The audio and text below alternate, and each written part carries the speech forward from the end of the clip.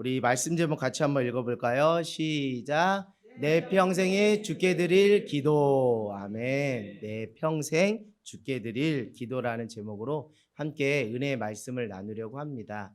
오늘 저는 이 말씀 본문을 어떻게 또 제목을 또 정해서 말씀을 전할까 하다가 하나님께서 이런 제목을 허락해 주셨어요. 이 시편의 그 말씀 본문이 우리가 평생 하나님 앞에 올려드려야 될 기도구나라는 생각을 감동을 주셔서 내 평생 주께 드릴 기도가 바로 이것이 되야겠구나라는 그런 생각을 해보게 되었습니다.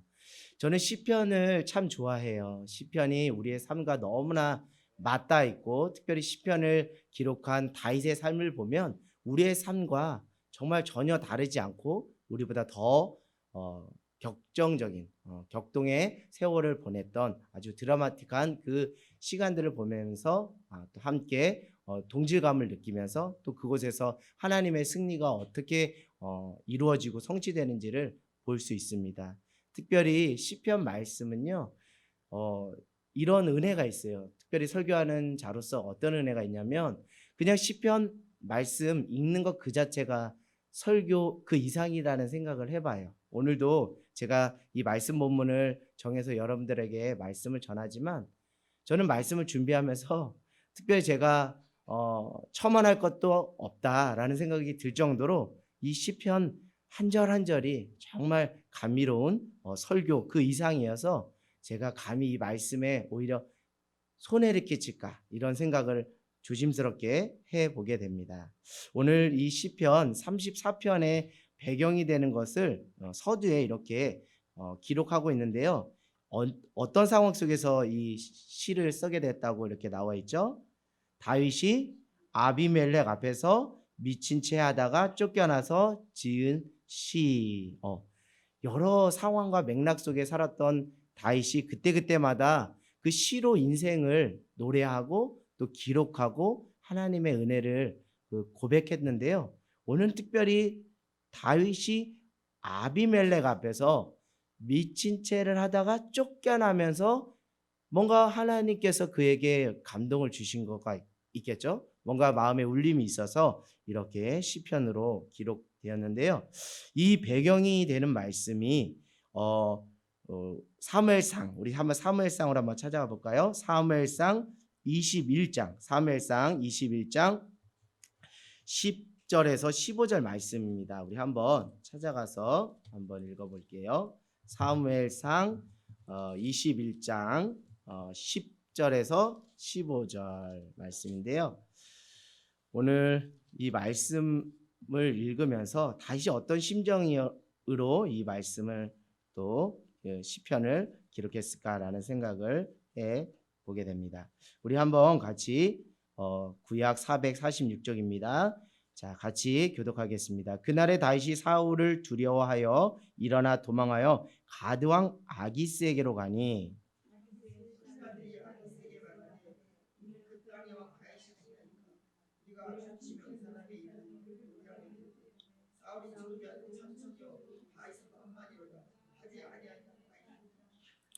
다윗이 이 말을 그의 마음에 두고 가드 왕 아기스를 심히 두려워하여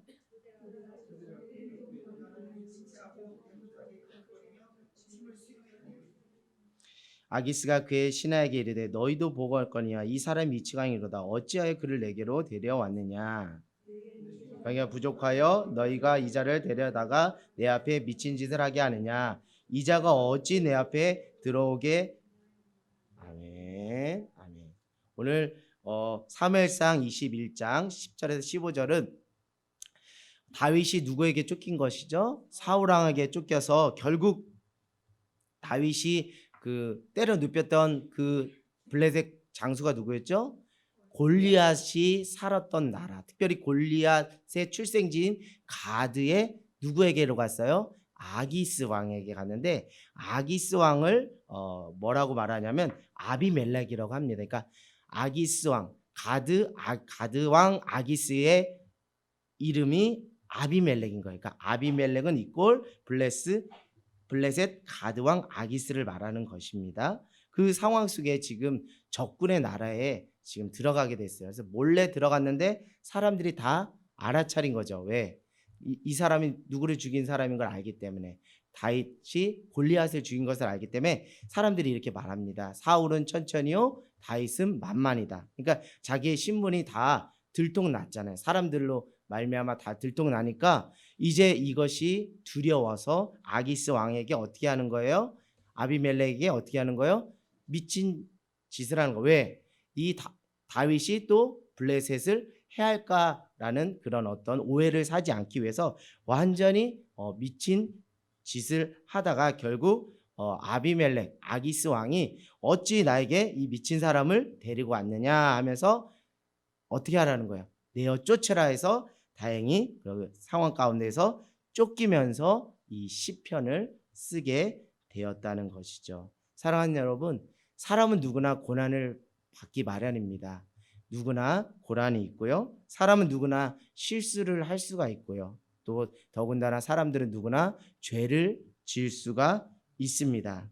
그런데 여러분, 제가 고난을 겪지 마세요, 실수하지 마세요, 죄를 짓지 마세요, 이런 차원으로 말할 자신도 없고 그럴 인생도 못 됩니다. 왜요? 제 안에도 고난도 있고 실수도 있고 죄도 있기 때문에 하나님 앞에서 우리는 늘 연약하고 부족한 사람이죠. 다윗도 고난이 있었고요, 실수가 있었고요, 하나님 앞에 범죄하였습니다. 그런데 정말 하나님 앞에서 우리가 어떻게 살아야 되는가 하는 것은요, 우리가 맞닥뜨리는 고난과 또 우리가 잘못된 선택과 판단, 그리고 또 우리가 하나님 앞에 지은 그 범죄에 대해서 우리가 하나님 앞에서 어떤 태도와 자세를 취해야 할 것인가라는 것이 더 중요하다는 것이죠. 오늘 다윗이 그 블레셋 가드왕 아기스에게 간 것이 그 온전한 판단이겠습니까? 그렇지가 않죠. 자신의 적국의 나라에 그 갔다는 것은 어떻게 보면 자신의 생명을 보존하기 위해서, 정말 그 연명하기 위해서 간 것이지 하나님께 기도하고 하나님의 뜻을 물으면서 간 것은 아닙니다. 오죽했으면 그랬을까라는 심정이 이해가 돼요. 사울이 호시탐탐 다윗을 그렇게 질투심에 눈이 멀어서 그렇게 죽이려고 하니까 결국 내가 살 길은 적국의 나라 어디다? 블레셋 가드 아기스 왕에 가는 것밖에 없다라는 그런 인간적인 결론을 내리면서 잘못된 선택과 결정을 하게 됩니다. 그런 상황 속에서 다윗이 시를 졌다는 것은 저는 도무지 또 이해가 되지 않고, 이 상황 속에서 하나님의 그 어떤 영감이 어떻게 임했길래 이런 시를 질 수 있을까라는 생각이 드는데요. 다윗은 여러분들에게 말씀드리지만 여러분보다 흠결이 많으면 더 많을 수도 있어요. 그럼에도 불구하고 그 고난과 실수 또 죄 앞에서 하나님 앞에서 대하는 태도와 자세가 달랐다는 것을 말씀드립니다. 그것은 다른 것이 아니라 우리가 그 어떤 고난과 실수와 죄 앞에서 이런 은혜를 구했으면 좋겠어요. 주여, 고난도 있고 또 실수도 하고 죄를 짓지만 깨닫는 자가 되게 하여 주시옵소서. 아멘. 다윗은 실수투성이었다니까요. 고난투성이었고 죄투성이었는데 그럼에도 불구하고 하나님께서 그를 내치지 않고 하나님이 그를 사용하신 것은 그때그때마다 깨달음의 그 은혜들이 그들 가운데 있어요. 그 다윗에게 있었다는 거예요. 그 깨달음을 무엇으로 기록한 거예요? 시편에 기록한 것이 오늘 우리가 함께 보는 말씀인 줄 믿습니다. 오늘 다윗은 이렇게 내가 허물투성이지만 하나님께서 나로 하여금 깨우쳐 주시고 또 돌이키게 하는 그 은혜를 경험하면서요, 시편 49편 20절로 한번 가보겠습니다. 시편 49편 20절 이 표현을 해요. 여러분의 인생 가운데도 고난도 있고 또 실수와 또 실패와 또 죄를 짓는 가운데 있을 수 있지만 그럼에도 불구하고 우리 안에 이런 은혜가 있기를 원합니다. 49편 20절 말씀입니다. 49편 20절 시작. 종기 하나 깨닫지 못하는 사람은 멸망하는 짐승 같도다. 아멘. 다윗이 정말 이런 고백을 할 수 있었던 것은 주님께서 그때그때마다 자신에게 깨달음을 주시고 또 돌이키게 하시고 다시 새롭게 정직한 영으로 새롭게 역사하시는 걸 보면서 하나님 그 은혜 안에서 다시 이렇게 사용될 수 있었구나라는 생각을 하게 됩니다. 오늘 이 말씀을 통해서 다윗이 아비멜렉 앞에서 미친 척을 하며 쫓겨나는 인생이었지만 그는 결코 실패한 인생이 아니었다라고 저는 말씀드릴 수 있어요. 왜요? 그 실패 속에서 실수 속에서 잘못된 선택과 결정 속에서도 무엇을 했기 때문에요? 깨달았기 때문에요. 깨달았기 때문에 다시 일어설 수 있는 그 은혜가 그 안에 있었다는 거예요. 그래서 오늘 그 깨달음의 은혜가 어디에 기록되어 있는 거예요? 시편에 기록되어 있는 거예요. 그 쫓겨나는 그 상황 속에서 하나님께서 다윗에게 깨우쳐 주신 것이 우리 이렇게 시편 34편에 이렇게 기록되어 있다는 것이죠. 사랑하는 여러분, 누구나 고난이 있고요. 누구나 실수가 있고 죄를 질 수도 있습니다. 제가 이렇게 좀 강하게 말씀드릴 수 있는 것은 좀 고난을 좀 당해 보는 것도 나쁘지가 않다는 거예요. 고난도 유익하다는 거예요. 실수도 유익하다는 거예요. 오히려 죄를 져 보는 것도 유익하다는 생각까지 할 정도입니다. 제가 너무 과하게 말씀드린 것 같은데요. 고난을 누가 맞닥뜨리고 싶겠습니까? 그렇지 않죠. 실수를 누가 하고 싶겠습니까? 그렇지 않죠. 죄를 누가 짓고 싶겠습니까? 그렇지 않죠. 그러나 하나님인 우리를 사랑하시고 우리를 선한 길로 인도하시는 한 가지 증거가 있다면 하나님을 사랑하는 자, 그 뜻대로 부르심을 입은 자들에게는 합력하여 무엇이 된다 그래요? 선을 이루시는데 그 선이 다른 게 아니에요. 이 상황 가운데서 우리를 무엇 해주신다고요? 깨우쳐 주신다고, 깨닫게 해주신다. 그래서 멸망하는 짐승이 아닌 우리가 멸망으로 가는 인생이 아닌 무엇을 하게 해주신다고요? 생명으로 영생으로 가게 해주신다는 거예요. 저도 많은 실수를 합니다. 목회하면서도요. 또 사역 현장 가운데서 또 가정을 꾸리는 또 이런 원가족 안에서도 많은 실수를 하는데요. 그럼에도 불구하고 하나님 그때그때마다 회개하게 하시고 뉘우치게 하시고 깨닫게 해주셔서 제 인격이나 신앙이 조금씩 자라가게 돼요. 오히려 죄송한 말씀이지만 그런 실수가 있고 그런 어떤 부족함이 있을 때 그럴 때 더 주시는 하나님의 은혜가 커요. 그래서 그런 실수와 부족함을 가지고 강단에 서서 말씀 전할 때는 오히려 그 은혜가 더 있는 것 같아요. 근데 여러분 한 가지 정확하게 말씀드립니다. 죄가 더한 것에 무엇이 있다 그러죠? 은혜가 있는데 은혜 받으려고 죄를 질 수는 있을까요? 없을까요? 없어요. 할렐루야. 그럼에도 불구하고 우리가 죄 가운데 있지만 그럼에도 하나님이 우리에게 주신 은혜는 깨닫는 은혜가 있는 줄 믿습니다. 오늘 여러분들도 고난이 있었을 거예요. 여러분 안에도 실수가 있었을 거예요. 여러분 안에도 범죄함이 있었을 거예요. 그러나 하나님께서 여러분을 사랑하신다는 증거는 멸망하는 짐승, 멸망하는 인생으로 여러분들을 내팽개치는 것이 아니라 그 작은 실수와 그 실패 속에서도 나를 선한 길로 인도하시는 하나님의 깨달음의 은혜가 있는 줄 믿습니다. 왜요? 하나님은 여러분과 임마누엘 함께 하시기 때문인 줄 믿습니다. 여러분 안에 임하시는 성령께서 여러분 안에 그런 은혜와 깨달음을 허락해 주신 줄 믿습니다. 여러분 다윗에게서 깨달음은 다른 게 아니에요. 곧 회개하는 거예요. 즉각적인 회개입니다. 하나님께로 돌이키는 거예요. 여러분 다윗과 사울의 삶에 차이가 있다면 다윗도 범죄함이 있었고 사울도 범죄함이 있었지만 다윗은 무엇을 했죠? 깨닫는 회개함으로 기도함으로 하나님 앞에 깨닫는 그 은혜가 있었지만 사울은 그 불순종함으로 깨닫는 인생이 아니라 안타깝게도 멸망하는 인생을 살아가게 된 것은 다른 것이 아니에요. 그 중심 가운데 하나님 앞에 회개하고 돌이키는 그 상황을 통해서 하나님께서 다윗을 깨우쳐 주시는 그 은혜가 있었다는 것이죠. 다윗은 완벽하지 않았습니다. 허물투성이었어요. 그러나 자신의 연약함 앞에서 자신의 죄 앞에서 철저하게 정직했어요. 거짓말하지 않았어요. 내가 잘못했습니다. 내가 부족했습니다. 내가 연약했습니다. 주님 나를 불쌍히 여겨 주시옵소서. 나를 정결케 하여 주시옵소서. 나를 정직한 영으로 나를 새롭게 하여 주시옵소서라고 침상을 적시면서 그렇게 정직한 눈물, 정직한 회개의 기도를 드려서 그는 하나님 앞에 회개할 줄 아는 진실한 사람이었어요. 할렐루야. 사랑하는 여러분, 진실한 사람이 됩시다. 저는 오늘 완벽한 사람, 퍼펙트한 그런 완전 무결한 사람을 여러분들한테 요구하는 게 아니에요. 실수하시라니까요. 실패하셔도 된다니까요. 죄 져도 된다니까요. 그러나 그 상황 가운데서 성령께서 인도하시는 대로 즉각적으로 순종함으로 하나님 앞에 정직한 회개를 드림으로 하나님 앞에 진실하게 서는 우리 모두가 되기를 주님의 이름으로 소망합니다. 저는 능력 있는 사람보다 하나님 앞에 진실한 사람으로 다윗과 같이 하나님 마음에 합한 자로 살아가는 그런 인생이 되게 해달라고 오늘 말씀을 준비하면서 그렇게 기도하게 돼요. 사랑하는 여러분, 우리의 신앙이 완벽한 어떤 윤리적이고 도덕적인 완벽을 추구하는 것으로 우리가 신앙생활하는 것이 아닙니다. 그것은 윤리와 그것은 도덕이고 그것은 종교예요. 우리는 완벽을 추구하는 것이 아니에요. 하나님의 무엇을 깨닫는 거예요?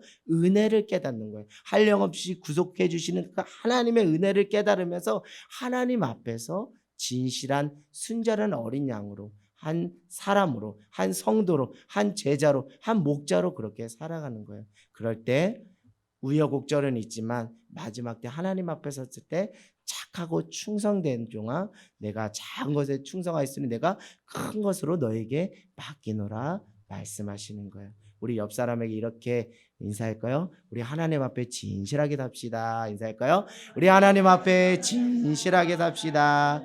하나님 앞에 진실하게 삽시다. 아멘.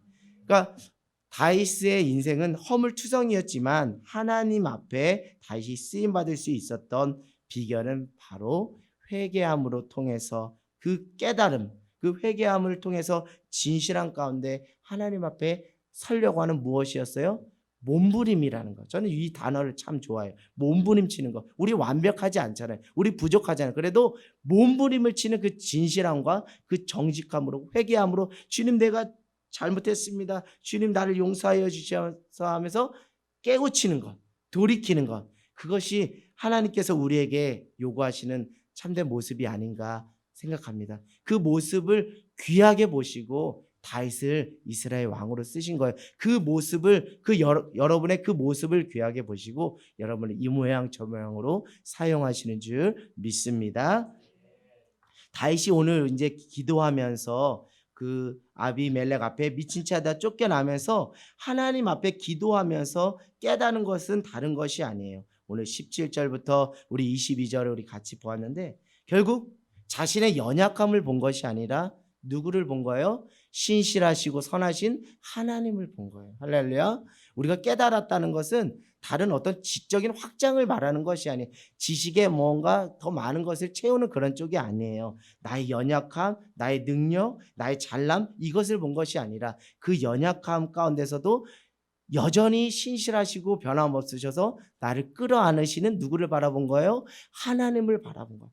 그러니까 하나님은 사랑이시구나. 하나님은 나를 여전히 포기하지 않는구나라는 것을 깨닫게 해 주시는 것이죠. 우리 17절 한번 읽어볼게요. 시작. 의인이 부르짖음에 여호와께서는 들으시고 그들의 모든 환난에서 건지시는도다. 아멘.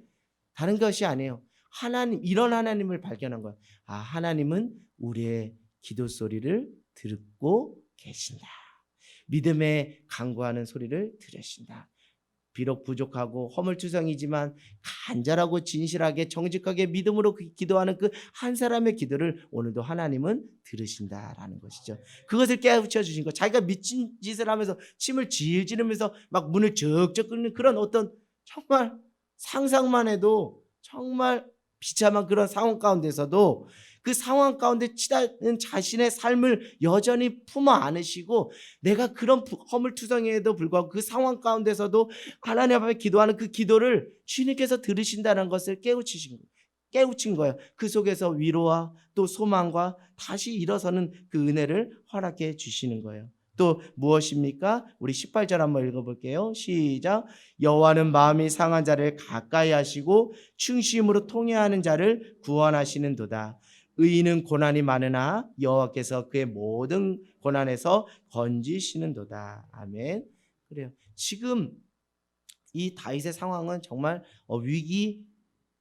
위기이지만 그럼에도 불구하고 하나님은 여전히 나를 보호하고 계신다는 것, 나를 건져 주실 거라는 그런 믿음의 확신으로 그를 일으켜 세워 주셨다는 거예요.